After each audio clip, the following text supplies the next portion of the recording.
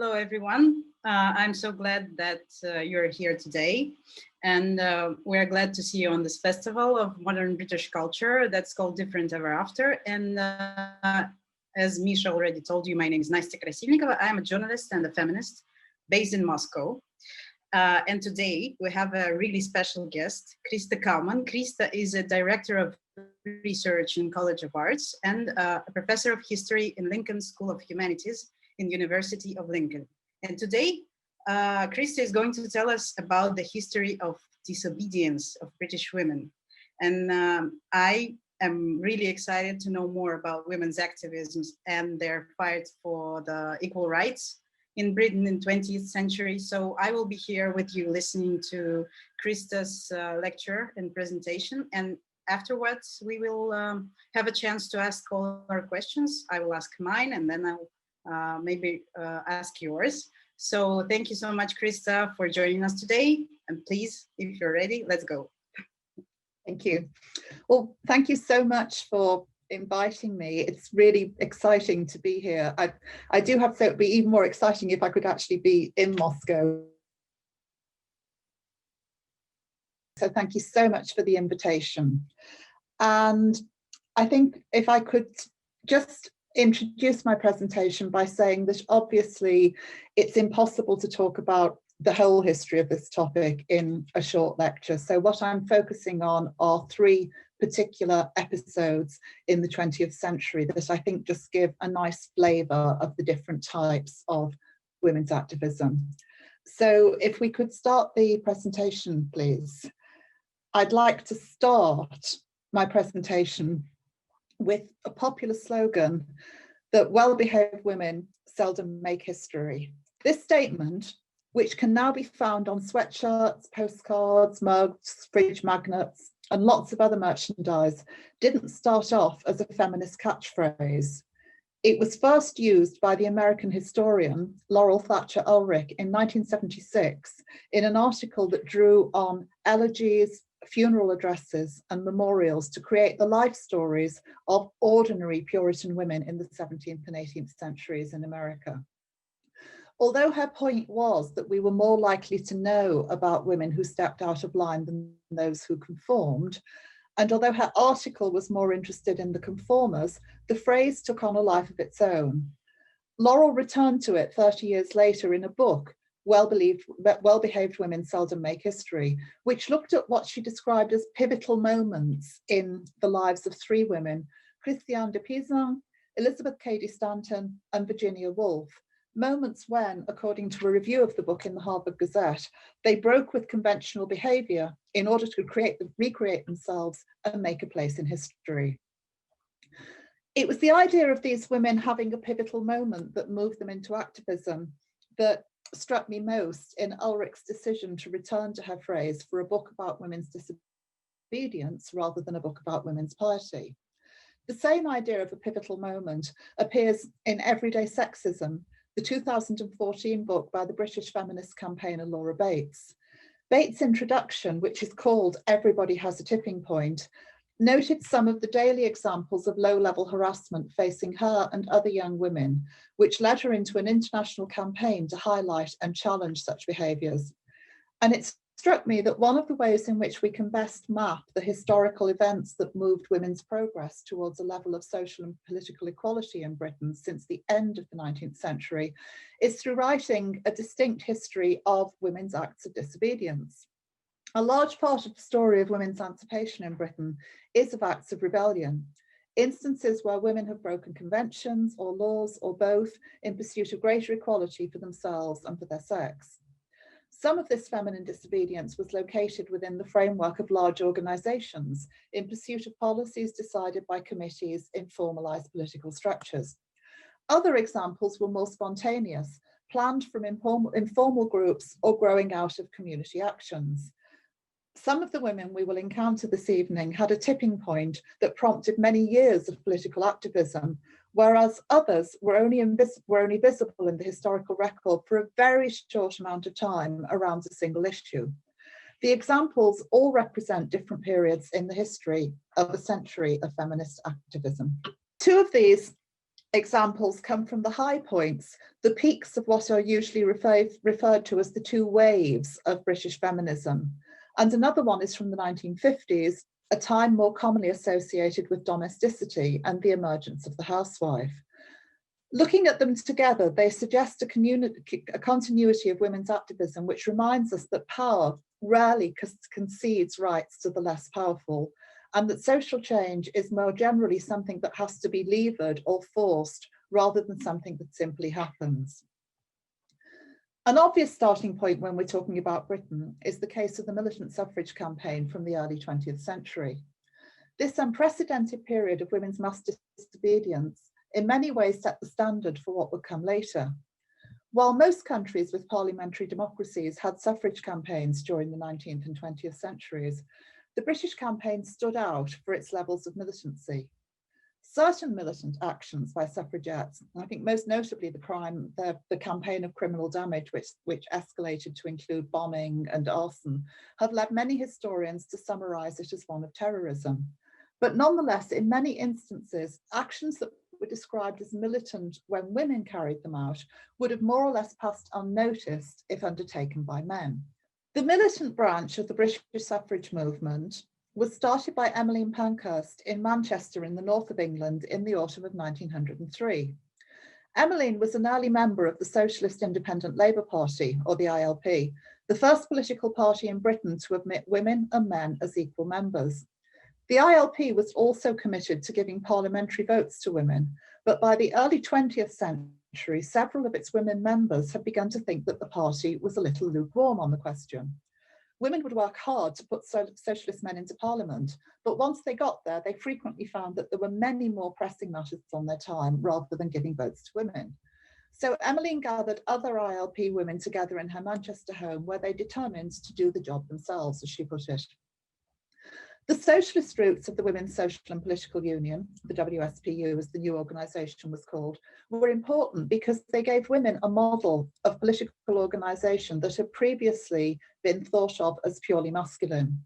The ILP was committed to the rough and tumble of street politics, partly because it was very short of income, but also because its target audience was much more likely to be found at the factory gates, the railway stations, or the tram stops of working class areas, and not going into opulent public buildings where audiences would pay to attend a political meeting. Speakers would stand on chairs and shout their messages loudly to a sometimes hostile crowd.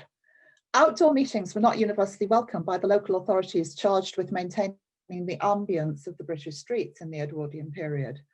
Throughout the 1890s, socialists throughout Britain, but particularly in the northwest cities of Liverpool and Manchester, were involved in a series of skirmishes with the police as councils attempted to stop them from public propaganda meetings.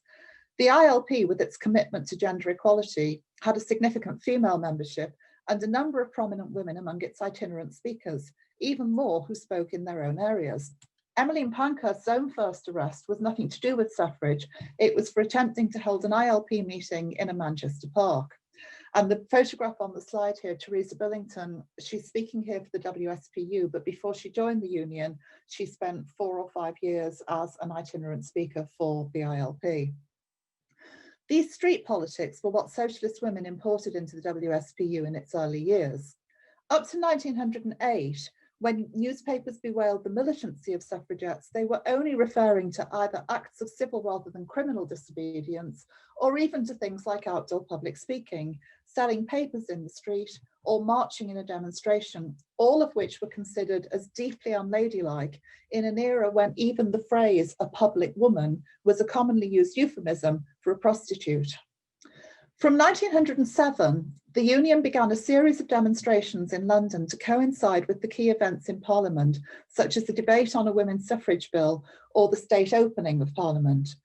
They called these women's parliaments, a name chosen to emphasise the hidden gendering of the main male Parliament. Local WSPU branches across Britain chose delegates to attend and clubbed together to pay their fare. After a day of debating in London's Caxton Hall, women would then walk the short distance to the Palace of Westminster, moving in pairs as processions around Parliament were forbidden. Lines of police would attempt to bar their way, and there would be large numbers of arrests. Most women were charged with obstruction, but they would refuse to pay their fines, so would be sent to prison as a fine defaulter. Suffragette prisoners used the Edwardian magistrates' courts in a highly theatrical way, seeing them as a platform to put their demands across to a wider public. Newspapers were keen to report on the spectacle of large numbers of women being brought into court. "We're not allowed to speak through the ballot box. We're perfectly right, demanding justice for the women of England," was a typical remark from one suffragette, Anna Robinson, in 1908, while at a different trial, and one of my favourite examples, the Liverpool suffragette Patricia Woodlock assured the court that she would not waste her money paying a court fine, but instead would buy a new hat with it. The Edwardian public were completely unused to this type of behaviour from women. The women appearing before magistrates were usually very poor working class women accused of petty crimes such as drunkenness, prostitution or theft. And while some suffragettes were working women, they were almost all from respectable working class households, and many others were from much more middle and sometimes upper class backgrounds, a constituency rarely, if ever, seen in the police courts. As the women's parliaments continued, legal attitudes hardened and repeat offenders tended to be sentenced more harshly without the option of paying a fine. This led two women, Mary Lee and Edith New, to try a new strategy. At the end of the Women's Parliament in June 1908, when large numbers of women had already been arrested, the two went to Downing Street and smashed two windows on the ground floor of the Prime Minister's house. In court, Edith New explained that they had no other option but to pursue violent courses. "We have tried all other means and we're driven to drastic action. We are outlaws from the law of the land, so we must rebel." This new form of militancy was soon picked up by other suffragettes. Window smashing became a key tactic, sometimes attempted by lone women and sometimes well orchestrated with crowds of women smashing shop windows in London's West End.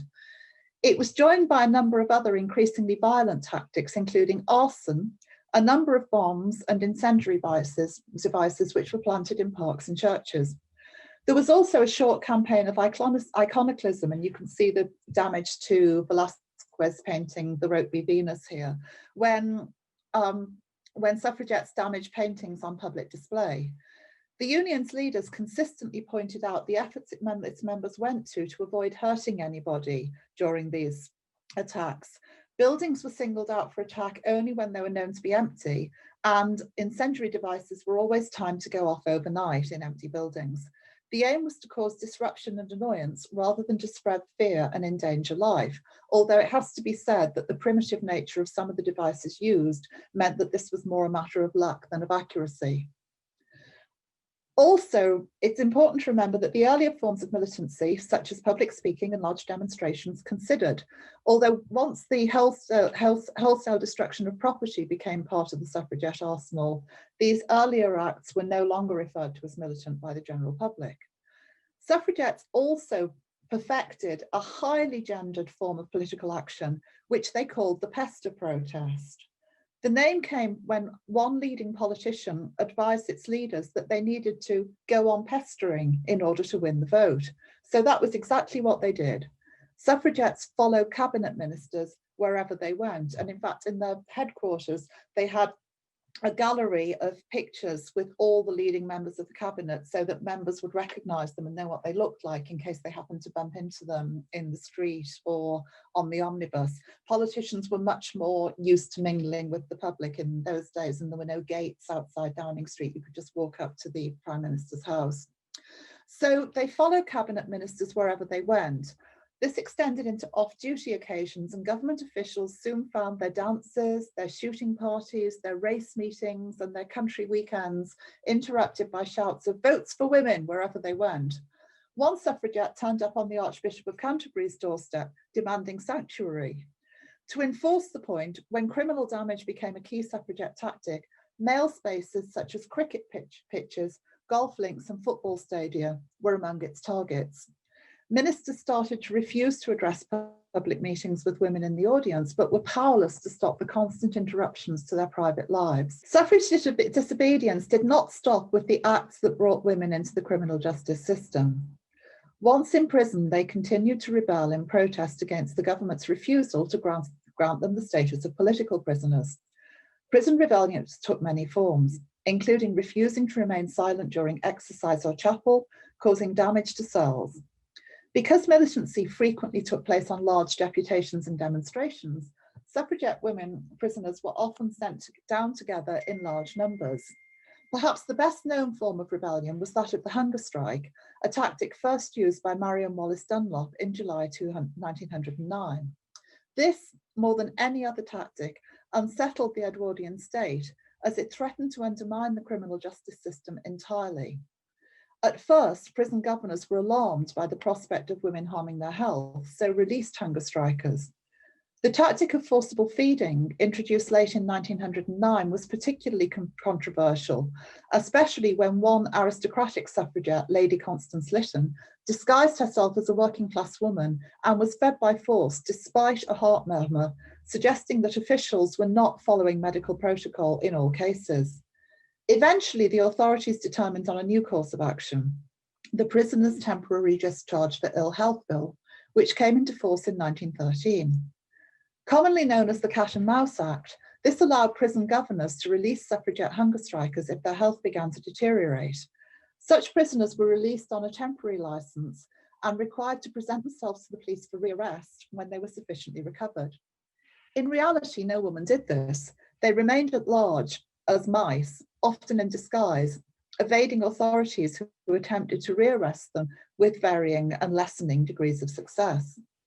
Women prisoners were a minority in Edwardian jails, and it was widely accepted at the time that prisons were effective in changing behaviours, rehabilitating many petty criminals and effectively making bad girls good. The disruptive behaviour of suffragettes, which prison governors reported was having a negative impact on discipline across the board, and the respectable identity of suffrage prisoners before they went to jail subverted this, suggesting instead that prison may also be a place where good girls would become bad. By August 1914, a combination of prison disobedience, mass hunger striking, the escalation of violence, and the impact of large numbers of activists in hiding as mice had reached something of an impasse. Many suffragettes later recalled a feeling of relief when their militant campaign was suspended on the outbreak of the First World War, although other forms of peaceful agitation for the vote continued. The coincidence of the first parliamentary votes for women and the end of the war in 1918 has led many historians to argue that it was the work that women did during the war, rather than the militant suffrage campaign, that persuaded the government to give way to suffrage demands. Against this, though, there are a number of counterpoints that it's important to bear in mind. Firstly, women's right to a parliamentary vote remains strictly controlled. While the Representation of the People Act in 1918 gave all men in Britain over 21 a right to vote, and thus enfranchised many more men than women, it only applied to women over the age of 30. More significantly, while male suffrage was now universal, women's votes required a property qualification. Women could only vote if they or their husbands were householders, either the owner or the rentee, of a property with a certain rateable value. This meant that both many poorer women and also many, many more affluent single women still living with a parent would not get the vote. And in all female households, so for example, if two sisters lived together, only one would be able to vote. This meant that a high proportion of women who had performed war work did not get a vote in 1918, undermining the argument that it must be seen as a reward. Secondly, there was a political interpretation, so a political dimension to this interpretation. Presenting the vote as a reward for female compliance and disconnecting it from suffragette militancy complicates any interpretation that might give weight to women's own agency. To put it more simply, good girls get votes in this story, while bad girls get prison, challenging the premise that well-behaved women seldom make history. I want to move on now, if we can have the next slide, and discuss interwar and then post-war years for other examples of women's direct action, starting off with one that is much less well known than that of the suffragettes. The arrival of the motor car brought significant changes to the urban landscape of 20th century Britain. Some historians have presented automobility as a positive step for women, one that offered them unprecedented levels of autonomy and independence.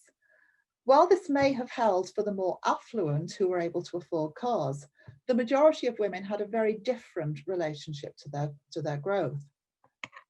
In many working class areas, a rise in traffic threatened the traditional use of the street as a predominantly female public space, as you can see in these various pictures from the 40s, the 50s, the 60s, and the colour one from the 1970s. Working class streets had long been a site for women socialising, often connected to streets' other function as a play space for children. The roadways in working class streets were originally meant for access by service vehicles, dust carts or delivery vans, and not for driving down by residents. In between times, which in reality meant for most of the day, streets were spaces where children played, with mothers taking it in turns to supervise them while gossiping to their neighbours. The deadly potential of cars became apparent before the Second World War, when accident numbers in Britain rose steeply. Children, not only because they were much smaller and therefore more likely to be seriously injured, but also because they were much more likely to be in the street in the first place, were disproportionately affected. 14,000 children were killed by cars between 1927 and 1937. Government initially attempted to respond to this by separating children from traffic through things like railings and pedestrian crossings. But just before the war, the Chief Constable of Salford, a small city just outside Manchester, tried a new approach based on a scheme in New York. A number of Salford's streets were temporarily closed to traffic between certain hours to allow its children free access. The experiment halved the number of accidents and prompted new legislation in the form of the Street Playgrounds Bill. The legislation came into force in 1938, shortly before the war, and gave powers to local authorities to set up play streets. But in many areas, councils were slow to act, as there were often objections from local residents without children who misunderstood the intention and feared that their street would be overrun by children, or another more powerful lobby, new motorists, often connected to the more affluent and business class of a city, who demanded freedom of movement. Against this, many districts saw fierce campaigns by mothers who were determined to force their local councils to act. One typical and well-documented example was in Liverpool, where a group of working class women protested against cars using their street as a cut-through access to the city centre.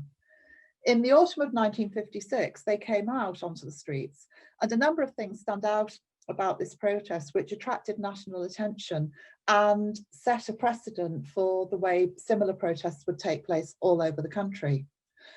The women involved all invoked their maternity in offering explanations for their action.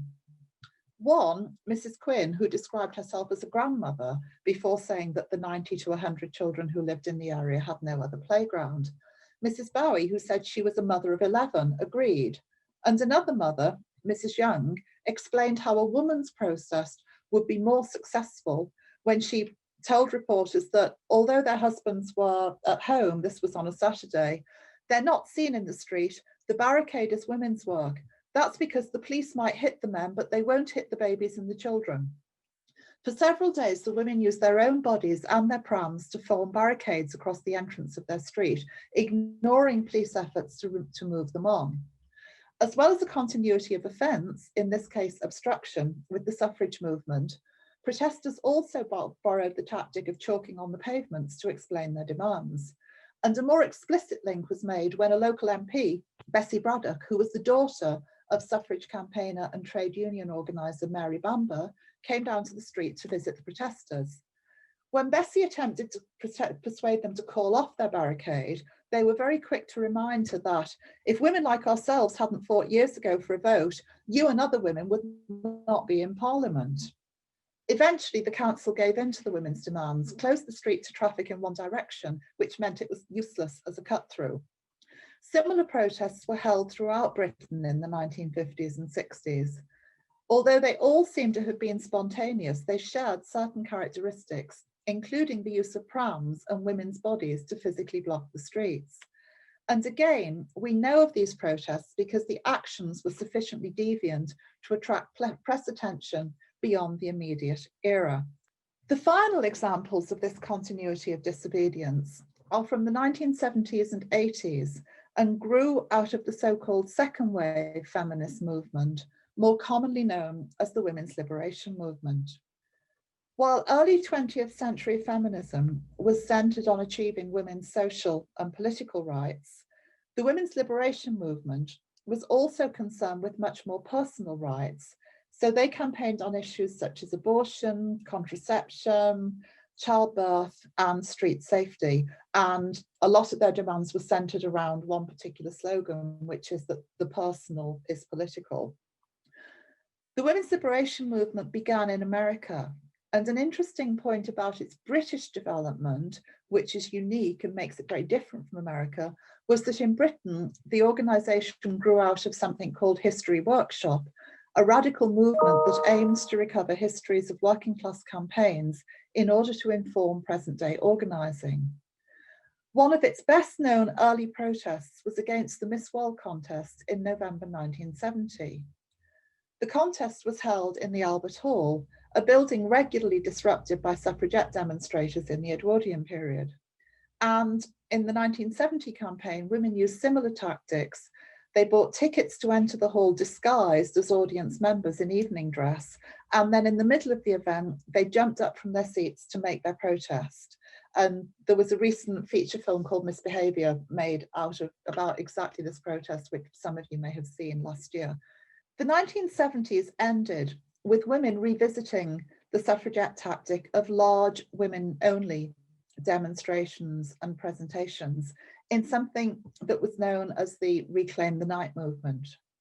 Reclaim the Night was a broad grouping, very loose grouping, that started with a march in Leeds in northern Britain in 1979, timed to coincide with International Women's Day on March the 8th. The marches, which had spread across Britain by the 1980s, aims to draw attention to the levels of harassment, discomfort, and danger faced by women going out alone at night, or even in groups at night. One of the organisers explained to The Guardian, "Our aim is to change men's attitudes so that they do not look on us only as sex objects, but as individuals with individuals' rights." Men's attitudes towards the marches often revealed that the high levels of ingrained prejudice facing female campaigners meaning that they were quite justified in carrying out these actions. Really nice example of this. In Liverpool, the organisers of the first Reclaim the Night march did exactly the right thing and went to the local police authorities for permission to hold a demonstration. And initially, they were refused a permit by the police authorities on the grounds, according to a police spokesman, that they couldn't possibly give permission for the march because it wasn't safe for women to be out on the streets alone at night. Now, of course, this was actually the point of the march, protesting about the fact that it wasn't safe for women to be out on the streets. But the police first response was to say, "Oh no, we're not going to let you do that because it's not safe." In common with their suffragette predecessors, the militancy or disobedience of Reclaim the Night lay in its occupation of what was predominantly accepted as men's space, in this case, the nighttime cityscape, the nighttime streets, accepted and understood as male space, even if there was no actual legal prohibition on women's presence there. 2018 was the centenary of the 1918 Act of Parliament that gave some women the vote. It was a year of many celebrations and commemorations in Britain, but also one for measuring progress. While these events brought many aspects of suffrage history to the public for the first time, many of us involved were struck by continuities which made us wary of simply packaging our past as history. The very current campaign that I mentioned at the beginning against everyday sexism is a really good example of this. It was started by Laura Bates in 2012. Using modern media platforms of blogging and Twitter, she captured stories of the small everyday acts of harassment, discourtesy, discrimination, and sometimes overall sexual assault that were part of most women's lives.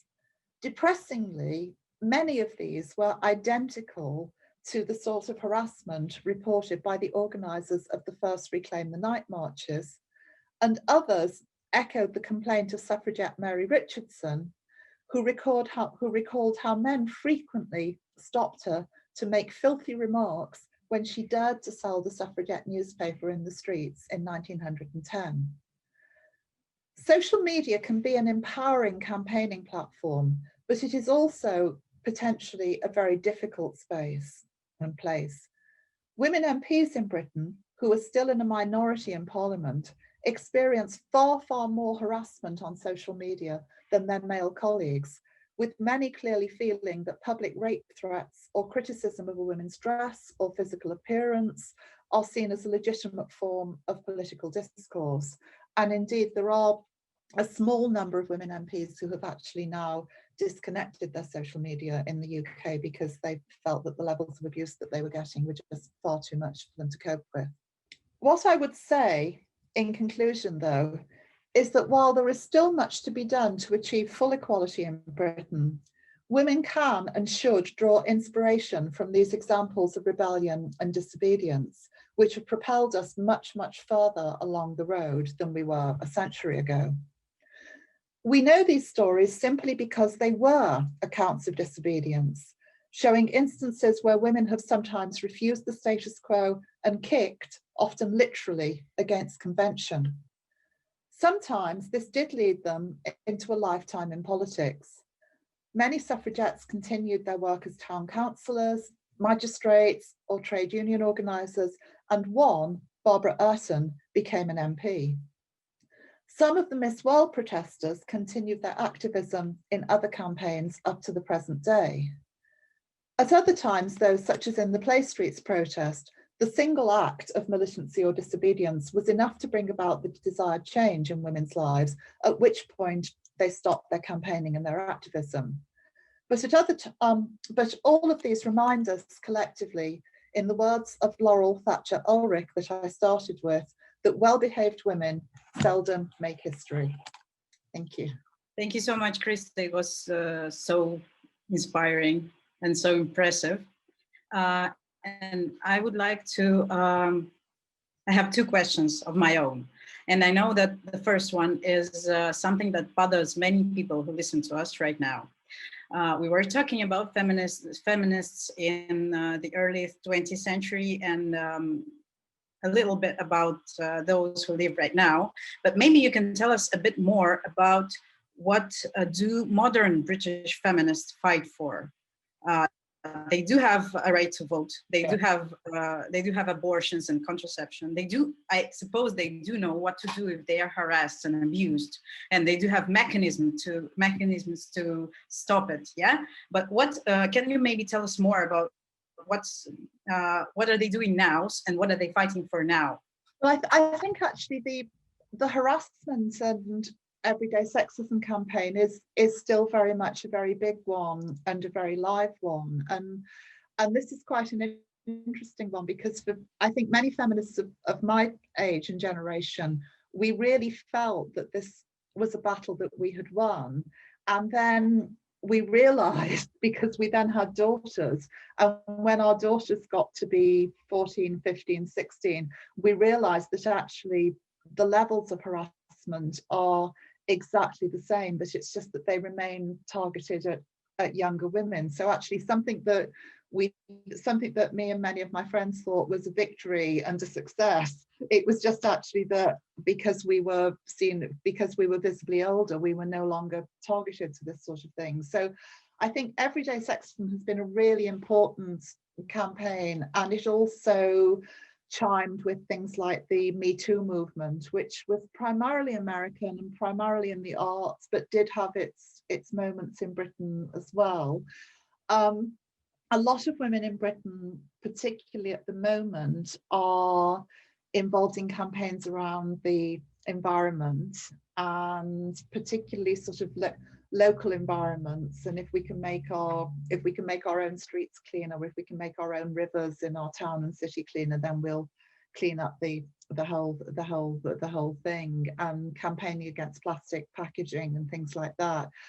And of course, COVID has really complicated that, because in a lot of instances there were really rapid successes and large corporations were made to change their minds. But what's happened during the pandemic, we've seen, is a massive increase in the use of plastic again, and a massive increase in outdoor heating, because people can't meet together in pubs, but they can meet outside pubs. So a lot of pubs now are sort of putting great big open air spaces with open air heaters and things. So I think there's an issue there. We've got this very instant, there's a big controversy in Britain about feeding school children during half term, whether or not the government should pay for them to have school meals when schools are closed in school holidays. And COVID has put lots more families into poverty. And again, it's mothers who are at the forefront of those campaigns, you know, campaigning as mothers and campaigning as women, and trying to put pressure on local councils to pick up the slack, or trying to put pressure on government to change its mind. So I think lots of things really. And then there are big class dimensions to it as well, because there are significant campaigns against things like the gender pay gap, which is still a very real thing in many large corporations. Thank you. And would you say that the majority of British women right now are feminists? I think many more women now would claim the label than would have done about 10, 15 years ago. I think there's been a bit of a resurgence. And I think also a lot of that is tied into different things suddenly becoming acceptable public discourse in a way no longer shocking. I think the campaign I didn't mention, because it succeeded, was to get sanitary products to get free sanitary products and to end period poverty, and to take the tax off sanitary towels and tampons. And I mean, this was something that feminists were campaigning for when I was at school, and it was just seen as being so completely out left field, something that really, you know, nobody would ever see happening. And now actually, you know, you go, even some football clubs in England have put free tampons and free sanitary towels in their women's bathrooms. So it's suddenly become a really big thing. Okay. I'm asking because here in Russia, you still have to excuse yourself when you're saying you're a feminist. It's like, yeah. Everyone starts looking at you with the... Yeah, and I think it probably was like that in Britain. I remember when I started teaching in university, I taught one term, I took a course on the history of the women's movement the course was called "I'm Not a Feminist, But," because that was the thing that women would say. But I know certainly my daughter and her friends, and they're all sort of 18, 19, 20, and they don't think twice about calling themselves feminists, which is great. Yeah, that's just so inspiring. Yeah. Again. And questions from our listeners. What is your stand on affirmative action? I think affirmative action is absolutely necessary, and my friend and colleague Sarah Childs, who's a political scientist, she's done brilliant work on this, on gender equal parliaments and getting more women into the legislature, and she's worked across Europe on this issue, and it is clear it is really the only thing that works. Everything else falls short, and I think you just have to have something that gives gender equality a kickstart, really. I mean, hopefully it will get to a certain point where it will no longer be necessary. And I know all the arguments against it, that people say it's tokenism and it's unfair on men and it's this, that and the other, but it is the only way, I think, of just levelling up the playing field. There is obviously some progress, but there is so much still to do. What are the main obstacles for the real equality, do you think? I mean, again, some of this has really been thrown into stark relief by the current COVID crisis. Most households in Britain do not have equality. They might suggest equality, but they really have stark figures around this, that before the pandemic, women performed a higher percentage of unproductive labour, but post-pandemic that has absolutely rocketed. Women have also been far more likely to be furloughed or to lose their jobs. Women are more likely to be in precarious employment, particularly after marriage, but this is in households where they need two wages, you know, they can't just survive on the man's wage. So I think there are all sorts of issues around that. And, you know, certainly during the height of lockdown, when all the schools were closed, in the majority of instances where you had a couple who were both working and who had children, in most cases it was the mother who was then taking responsibility for doing the schoolwork with the children as well. And there's been all sorts of problems that's been throwing around. So I think there are big issues still with equalities that aren't necessarily seen as equalities, you know, and who actually does the labour in the home and who gets those things going. So and that is a really, really big obstacle. And then there are other serious financial obstacles, because although we have some paid maternity leave and some but less paid paternity leave, the paternity leave is less well paid. So unless you're a very affluent couple, you can't afford for the husband to take it anyway. And then maternity leave is not brilliantly paid. So in many cases, women can't afford to take it all anyway. And I think that makes it very unequal in terms of when you look at women trying to build their careers up in their 40s and 50s, they've often lost some time in that way. They've had to sort of take a bit more of a back seat, and it's still not seen as really widely acceptable in all organisations, partly because it's not properly funded. So, you know, even the most benevolent employer does have to find the money when one of his workers goes off on maternity leave. Mm-hmm. Yeah, we do have the kind of same problems here. Yeah. One of the last year's International Women's Day slogan was "Balance for Better." What successful tactics or history examples are there to make gender question not a women's issue, to get men involved in this conversation? This is a really nice question. Yeah, and I think that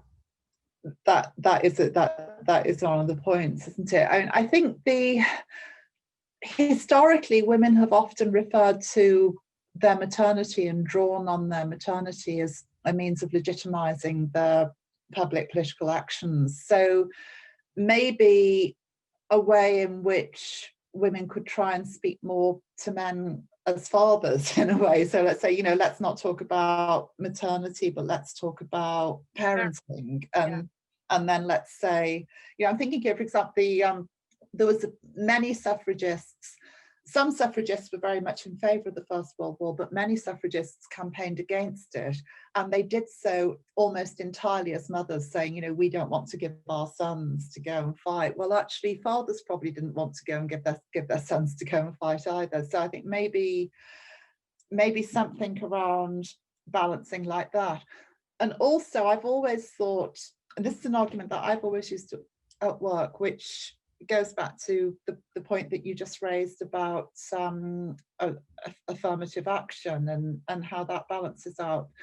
I've always turned that back on men when they've said to me, but it's not fair on, you know, we've got very talented young men and it's not fair that they should miss out. And I've always turned it back and said, yes, but the reason we need this is because we've had 4 or 5 generations of talented women who've not been even allowed to get to the table. So actually, eventually this imbalance impacts on everybody. So if we just have a more level playing field to begin with, then we won't have to be perceived to be being unfair to men in order to get more women there. We just need to have a balance in the first place.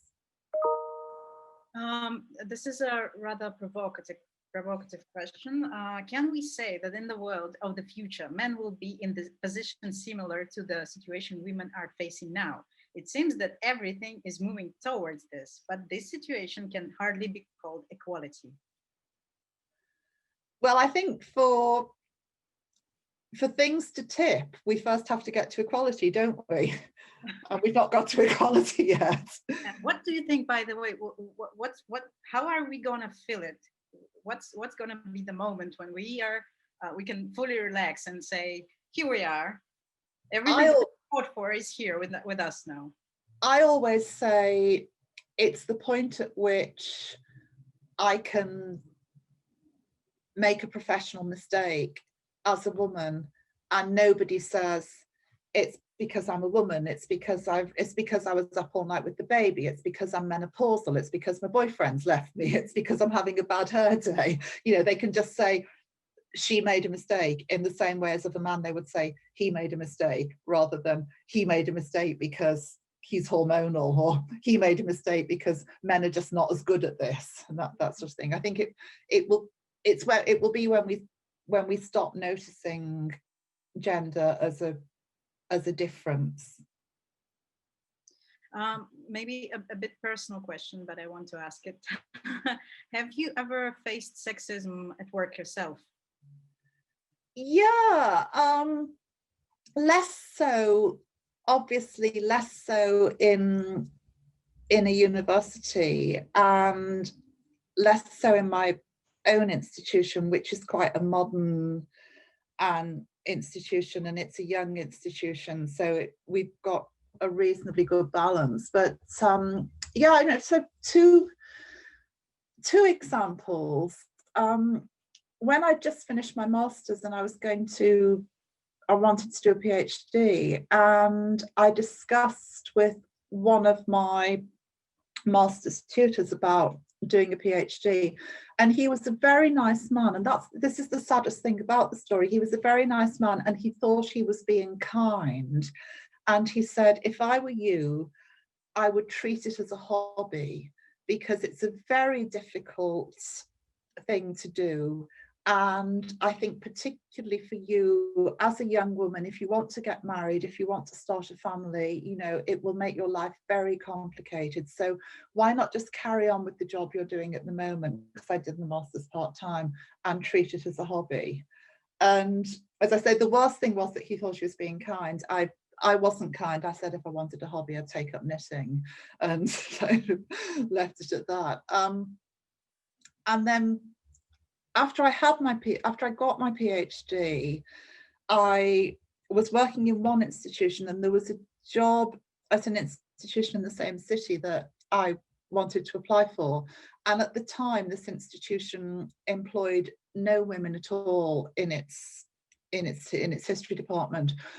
Because I was in the same city, I took my application in by hand, and I was looking a bit lost in the corridor, and the head of department, and I knew who he was, but he didn't know who I was, came out and said, can I help you? And I said, yes, I've brought my application in.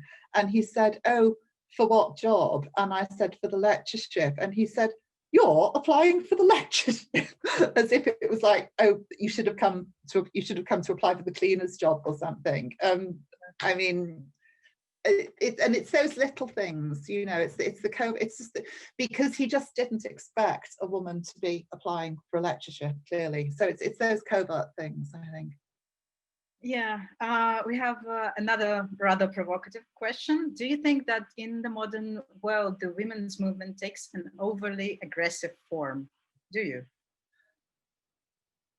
By and large, no, I don't. And I think, you know, that was kind of part of the point of my talk, wasn't it? That it's the acts of disobedience that get noticed. Like, I used to get so cross in the suffrage centenary year when I would be giving talks or on panels and things, and there would always be somebody who'd say, oh, but women got the vote for what they did in the war. And aside from the fact that that doesn't match up with the historical facts in Britain, it's also this notion that if you behave yourself and you do as you're told, then eventually men will give you what you want. But if you go and make a fuss about it, then, you know, that's not a way to get what you want. Well, sometimes it is a way to get what you want. And I think you need to judge your audience, and you need to judge your moment. And I think, you know, as your previous questioner said, how do we get gender balance?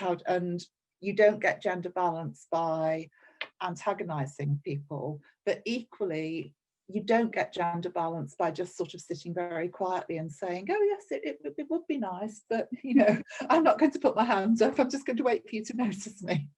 Yeah, and this is called a fight for equal rights. So we have to fight, we have to be aggressive at some points. So because historically, I cannot think of a single instance historically where one group or class has willingly given up power to another group or class that is pushing for it. It always has to be fought for, it always has to be struggled for. Yes, this is a very good question about Poland. You might know about the current situation in Poland and the newly adopted law prohibiting abortions. Yeah. It looks like a big step into the Middle Ages. Yeah. Also, it's happening now in Europe. What do you think about this rather conservative move? I think it's really depressing. I think it's really depressing. And one of the really depressing things it makes me think as a historian is that how many of our gains are temporal, how many of the things that we think we've achieved as women, that we think, oh, nothing can possibly change now because this is so sensible, you know, and it's so, how many of these things are temporal, how many of our rights might we find being stripped away from us, you know. And this is from Margaret Atwood onwards, this has always been the trope of dystopian feminist literature. So I think in a sense as a feminist it's one of the things that you most dread, isn't it, seeing these recently hard fought for and hard won rights just being stripped away. You already we already talked about this a little bit, but maybe more specifically, what do you think the pandemic has exposed how do you think the pandemic has exposed the gender inequality, and what governments should do to tackle it? Yeah, I mean, I think we did. Sorry, I'm just getting myself some more water. I think we did talk about it, but I'm quite happy to say a bit more about it. I mean, under European law, what all governments in the EU should have done was run a gender impact analysis on the legislation before they brought it in. Now, obviously, it was a pandemic, it was an emergency, and there probably wasn't time to do a proper gender impact analysis, but I think that all governments should be doing that now, so that if you get into a stage where we've got to in Britain, where in Wales, for example, Wales is in a second lockdown at the moment, but only for 2 weeks. Places like Manchester and Sheffield are in what's called Tier 3, which is almost like lockdown. We need to be doing these analyses now and then putting things in place to make sure that women aren't disproportionately affected, because if we don't try and solve it now, then in 2 or 3 years' time there's going to be an even bigger mess to try and sort out. We have one more question, I think. It's coming now. Do you believe in the win of feminism, or is it a utopia and society will always be split into those who support or who are against? I think there will be a win.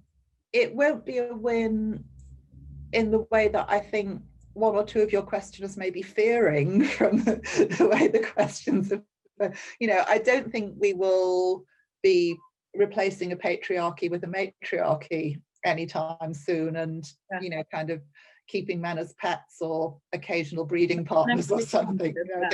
Yeah, you know, I don't think that's going to happen. But I do think that, you know, it does, apart from anything else, it does just make common sense. You know, if everybody is more fulfilled in themselves, then everybody will be happier and happier in their relationships, and therefore better parents, better sisters, better wives, better friends. You know, I think why just keep half the human race in a subordinate position? It doesn't make any sense. Yeah, it doesn't. So let's all believe that we will win one day. And thank you so much for this very interesting conversation.